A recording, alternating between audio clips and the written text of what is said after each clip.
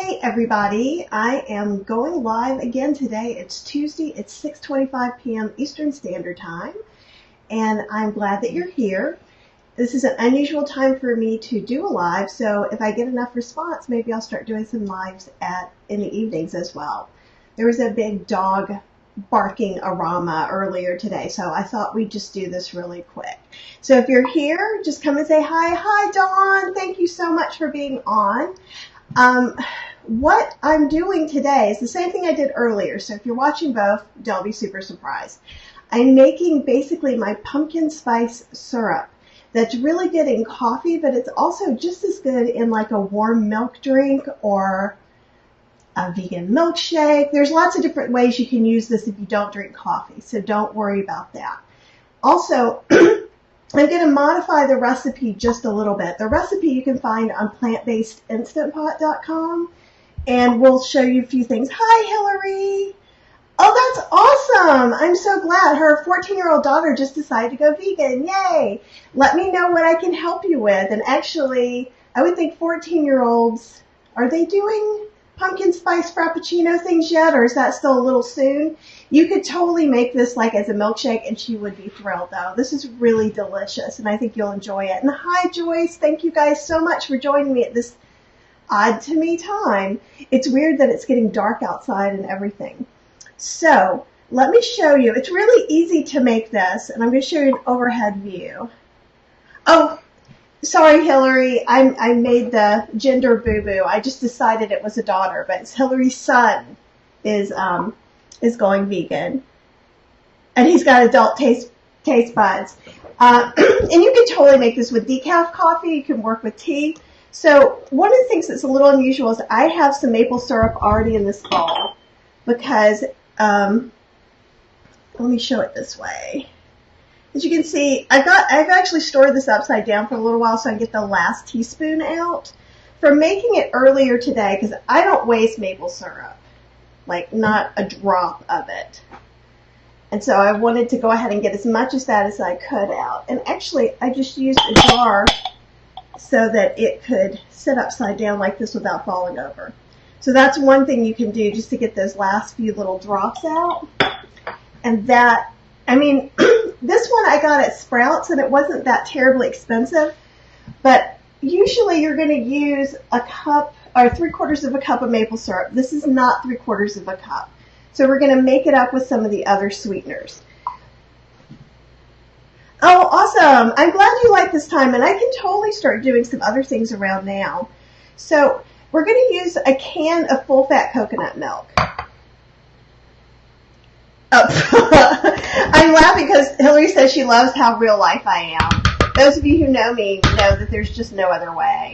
I am not perfect. Things don't happen perfectly. And I think it's just better if we don't expect that. Now, this coconut milk is full fat. You probably could use low fat if you wanted to. Oh my gosh, this one's blended almost perfectly. But you can still see, can you guys still see kind of that water line around in there? I like to whisk up my coconut milk before I measure it if I'm using a part of it. We're using the whole can. And here's something else we can talk about. This is a 13.5 ounce can.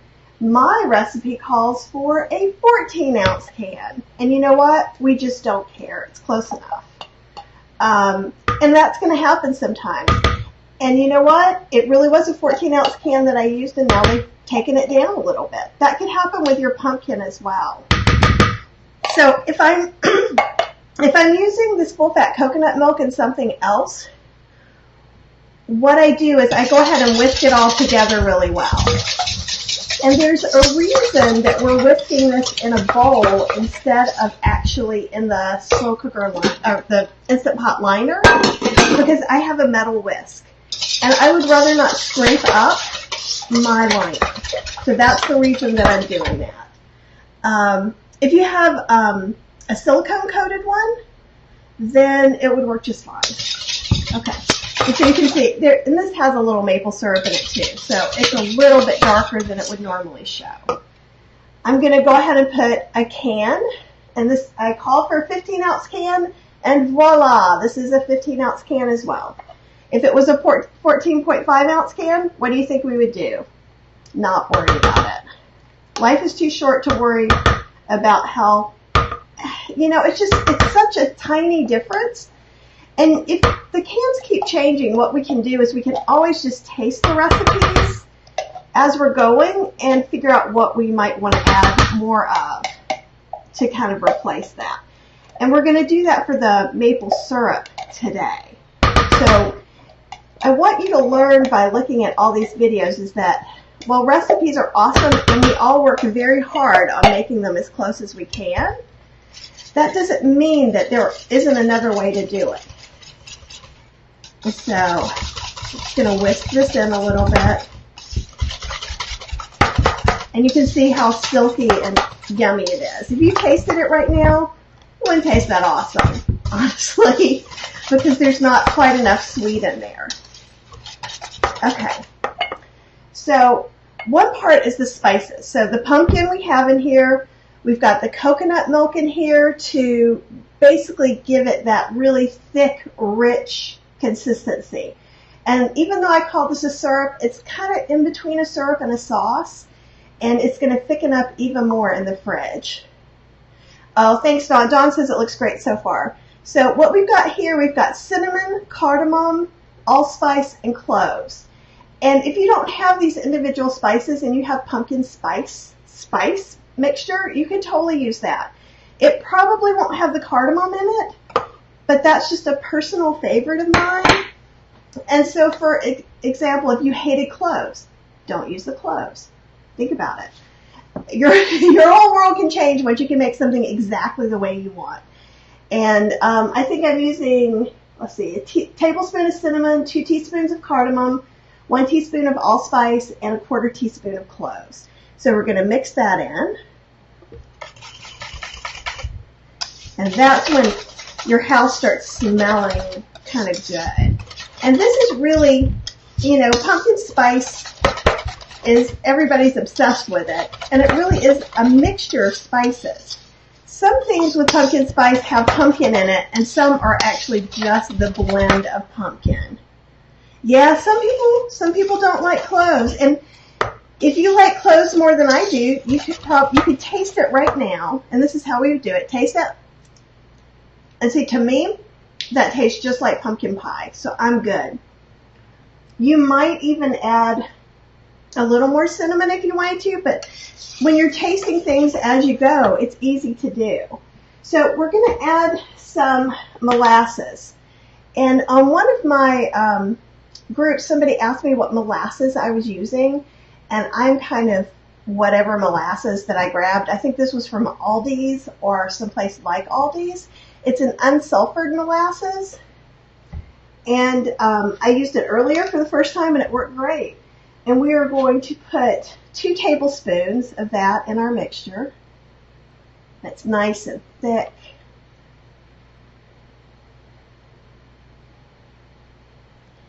And pretty. One thing to remember, I think you guys can kind of see that, maybe you can see that the molasses is running all down the side of this.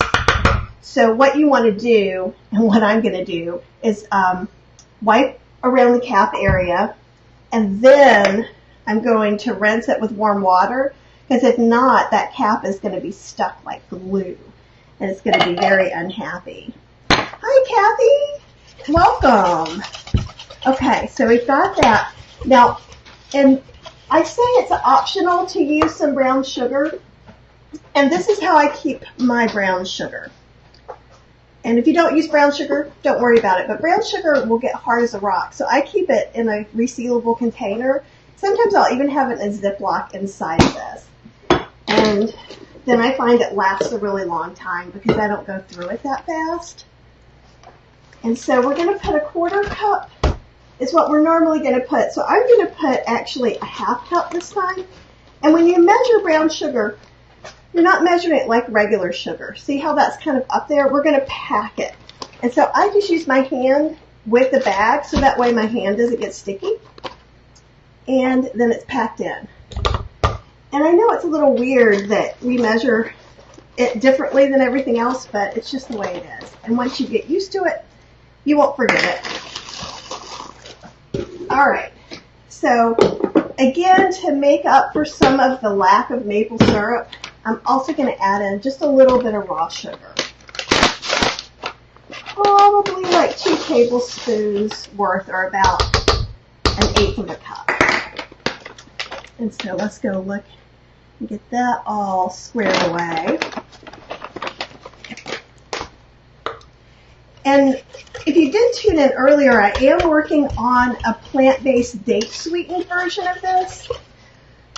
I've got to do a couple more little experiments, but it doesn't actually do well in the Instant Pot. So I'm pretty sure it's going to be a recipe that's slow cooker and stovetop only. Oh, Kathy says she can see. Oh, you can see Brenda back there. Let me see if you can. Oh, yeah.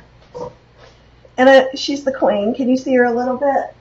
And then the cat is right over there, too. So that's pretty funny. They like to be in the spotlight. So I'm just going to whisk this together a little bit more. And because I'm doing this off recipe, I'm going to taste it again. And that's definitely sweet enough. And Kara said, could you use dates with more maple syrup as a substitute for the sugar? I will say in this recipe, no. And this is why, because I tried doing it earlier today. So what I did is I used chopped dates, and actually I've got that recipe here. I made a smaller batch, kind of like a half batch of everything. I used almond milk instead of coconut milk, and chopped dates instead of any of the sugars. And what happened was the chopped dates were going down to the bottom and causing a burn error. So that's why I'm saying there is a way to make this and to make it date sweetened, but not exactly in this recipe. And I don't think I'll be trying to do it in the Instant Pot at all. Because maybe if you used whole dates, I think if you used date syrup, Kara, I think that would work. And I am working on a date syrup recipe that you can make yourself, but it's not done yet. Okay. So again, if you came in a little bit later, the reason we're mixing all this up in here is because I have a metal whisk. If you have a silicone whisk that won't scratch anything up, then you could certainly whisk this all together and not dirty up 2 bowls. But I would rather dirty up 2 bowls than to do anything sad to my Instant Pot liner. So that's where I'm going to. And oh, absolutely, Kara. Hi, Roxanne. Thanks for joining. And so, Kara, what you can do, and this is the recipe I used, and I liked it pretty well. I think I used 3/4 cups chopped dates. I used 3/4 cup pumpkin, 2 cups almond milk, and then I did half on all the spices. And I just brought it to a boil. Then I let it sit off to the side, and pretty much the dates were starting to dissolve. And then I let it cool down enough to put it in a blender, blended it, and then it looked really smooth and nice. So I liked that a lot.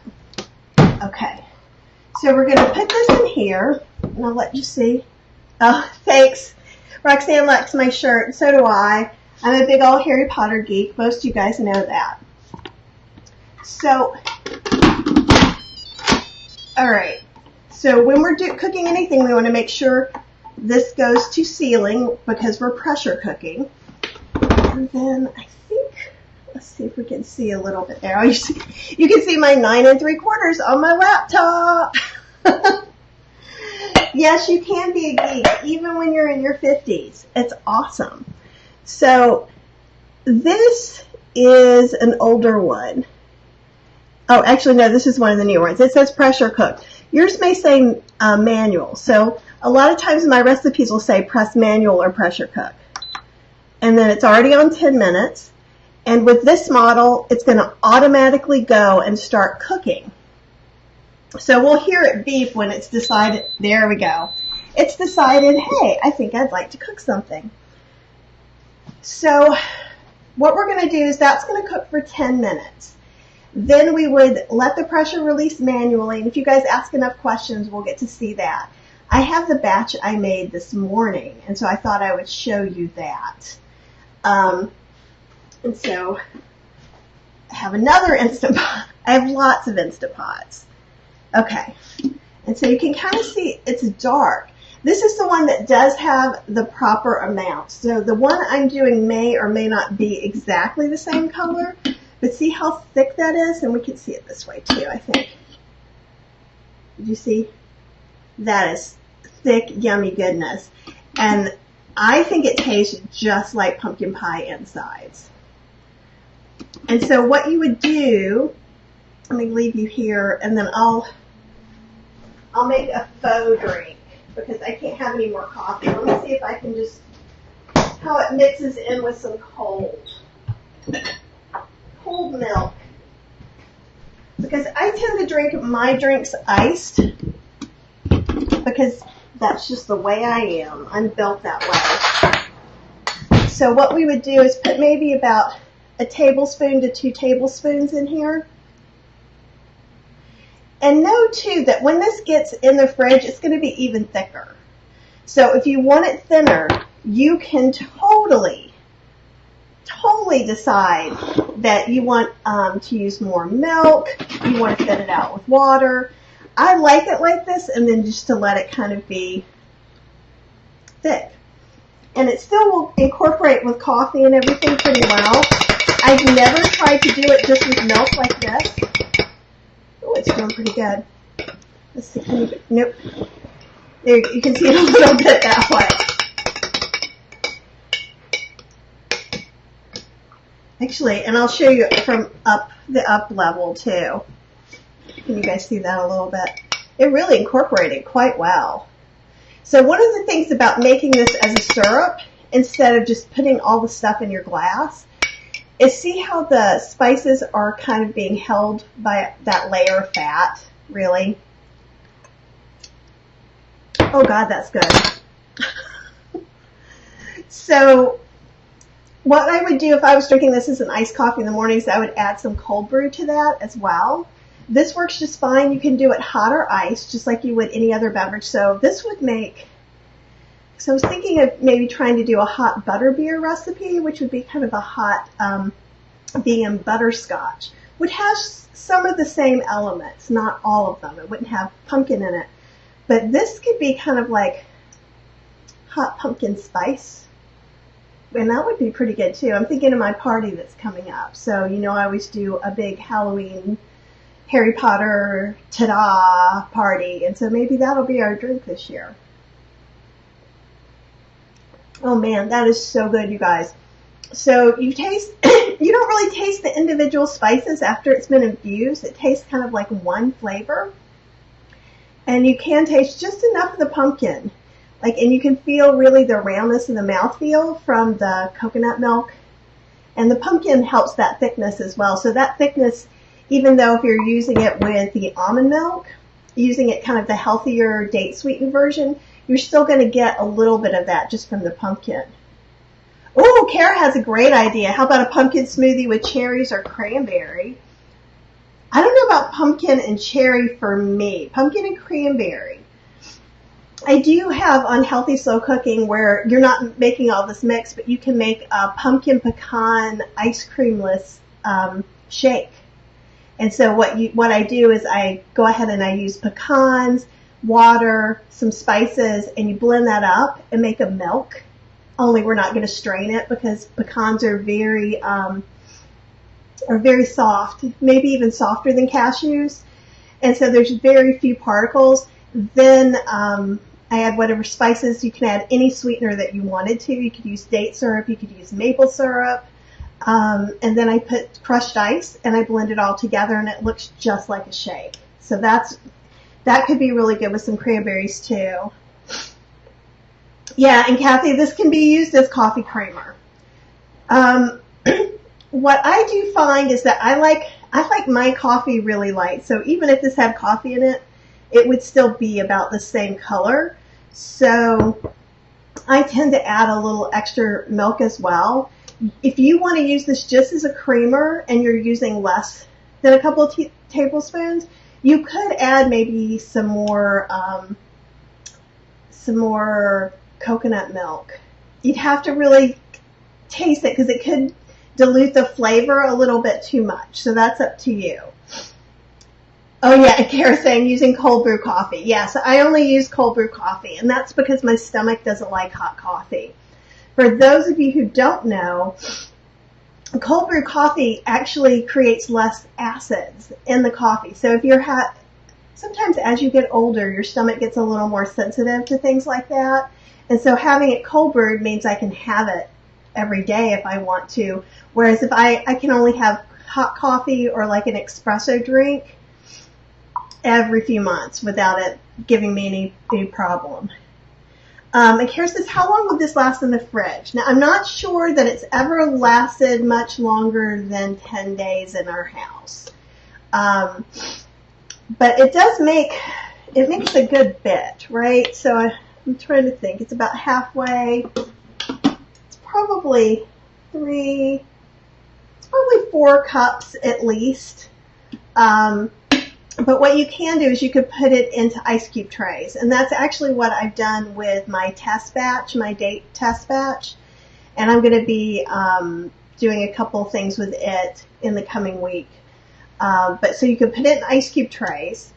And it's going to be kind of messy. Let it freeze. Once it's frozen, then take those ice cube trays out, or the ice cubes out of the ice cube trays. The ice cubes out of the ice cube trays. And then put them in a Ziploc bag.